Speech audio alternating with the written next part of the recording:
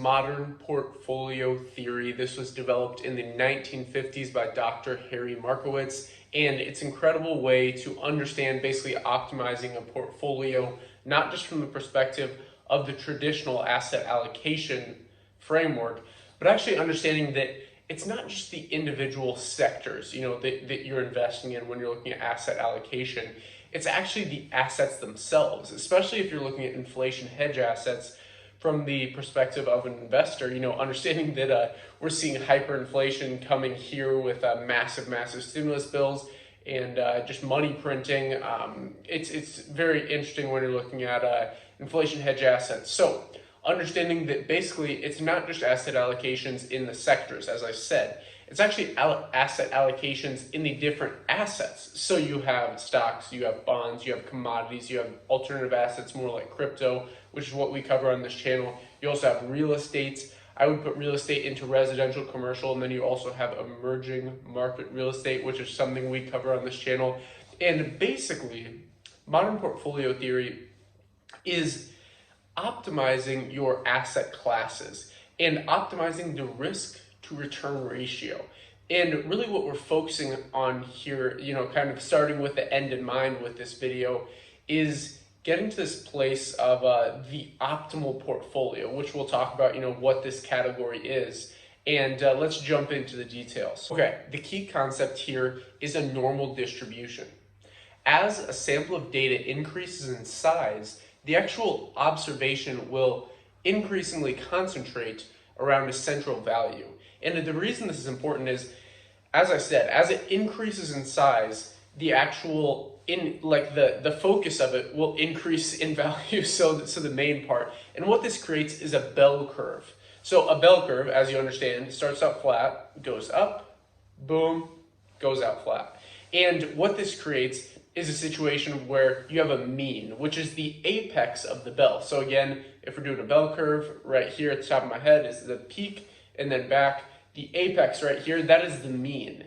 And basically with modern portfolio theory, we use this bell curve because it's a sample of data. And as we said, as this sample of data increases in size, it will increasingly concentrate around a center of value, being the mean.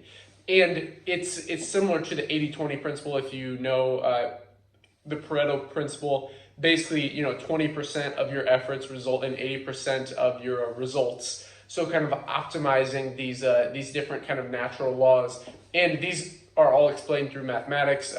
It would take hours to actually go into detail on this, but I just understand that these things are not only seen in finance, but they're seen in nature.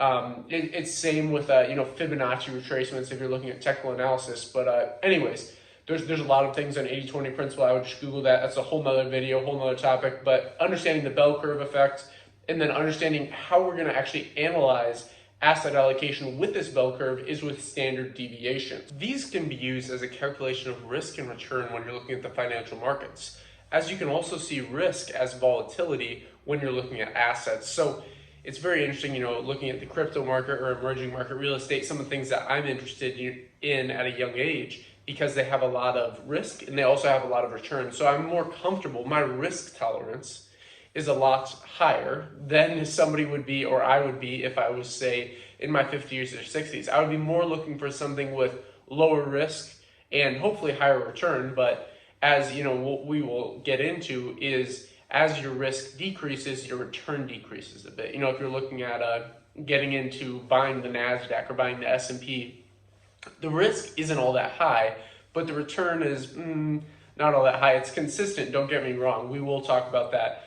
But basically, as you see in any asset class, it's not just the actual risk and return. It's actually balancing out the asset classes and making sure you're not correlated. So this is really, as we talked about, kind of the end game goal, optimizing the portfolio. We'll get into that.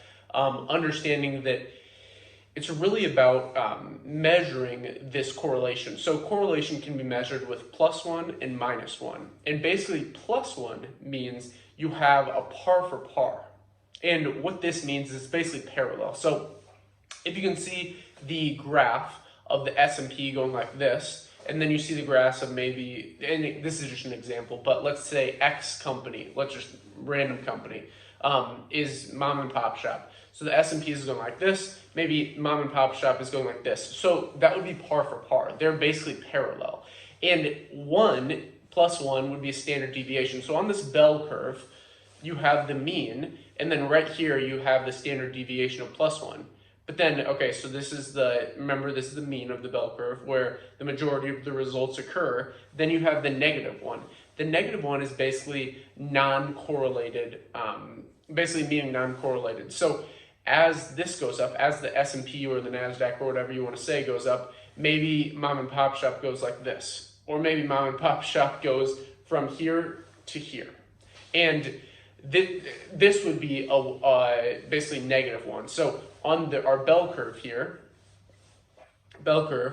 we have our negative one and our positive one. And you have your par for par, and then you have your uncorrelated assets. And it's important to diversify your portfolio, as we said, not just in what most people think asset allocation is basically just investing in stocks or just investing in ETFs and putting them in different industries, but actually investing in different asset classes. So you have real estate, you have emerging market real estate, you have stocks, you have commodities, you have bonds, you have crypto, you have alternative assets like art, you have watches, tons of other things, collectibles.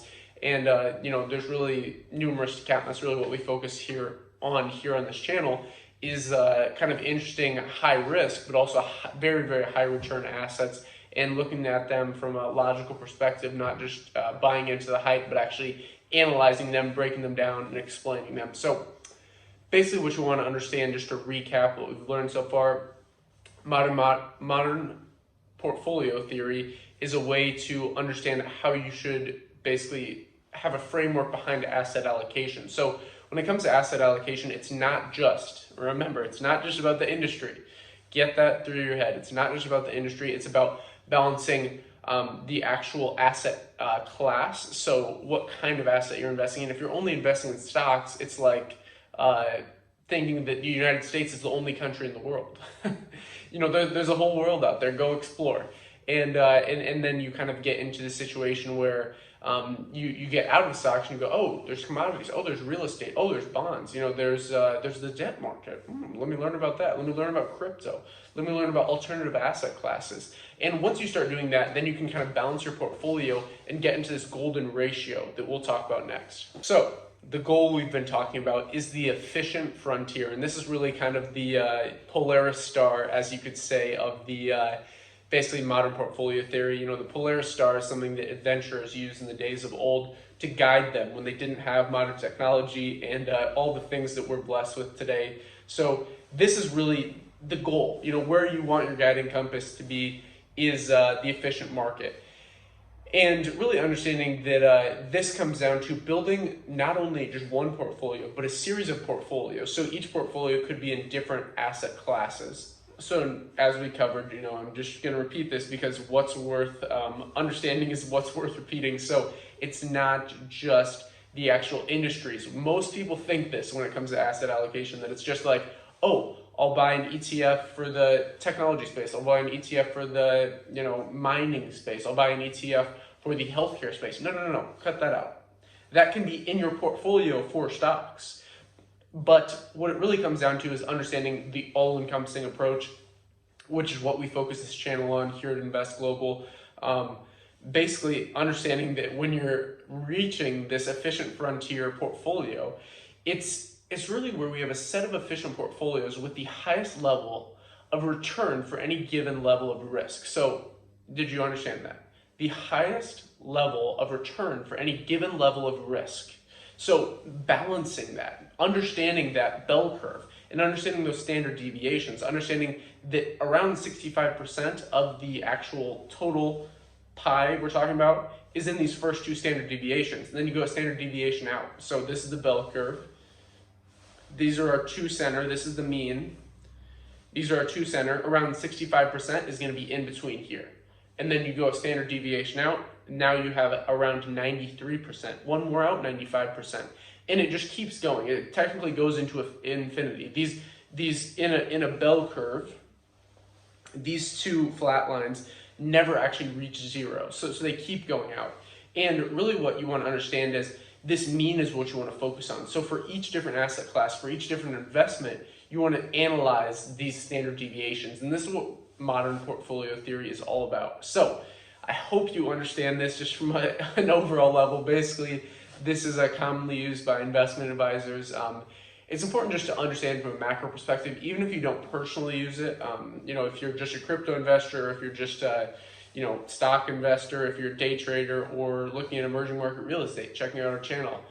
These are all important things to understand just from a macro perspective, even if, again, you don't use it, even if you understand that basically the psychology behind other people are using this. This is how asset managers, portfolio managers, financial advisors advise their clients. So it's important to understand the psychology behind this and understand that people are thinking this way. So now you have a competitive edge in the market. So if you're looking at this from like a tactical advantage of, we're looking at the art of war, Sun Tzu, understand the other proponents of strategy better than they do. So if you understand what their strategy is, now you can actually kind of manipulate it, take the best, leave the rest, as Abraham Lincoln would say, learn from everybody, even if it's what not to do, and build your own portfolio based on that. So I would say modern portfolio theory is incredible.